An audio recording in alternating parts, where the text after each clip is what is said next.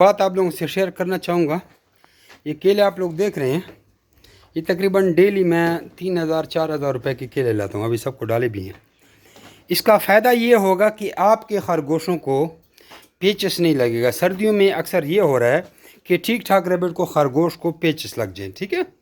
और इसमें चूँकि विटामिन सी होता है बहुत ज़्यादा और फाइबर भी होता है, तो खरगोश की बाकी बीमारियाँ भी ठीक लगी होती है, ठीक है।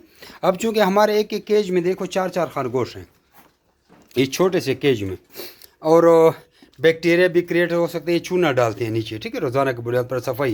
ये देखो चूना इस तरफ डाल रहे हैं ताकि ये जरासीम मर जाए। और फ्लेवर सारे खुले हुए हैं।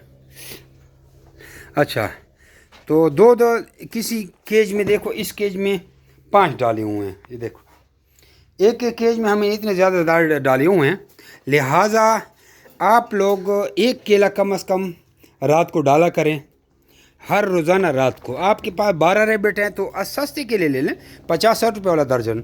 महीने का आपको 1800 रुपया भी नहीं बनता। मेरा 3000 के डेली केले लगती हैं, कभी 4000 के, कभी 5000 के। 3000 के लगाओ, लाख रुपए के केले है ना। एक रात में अगर लाख रुपए के खरगोश मर गए तो बंदा क्या करेगा।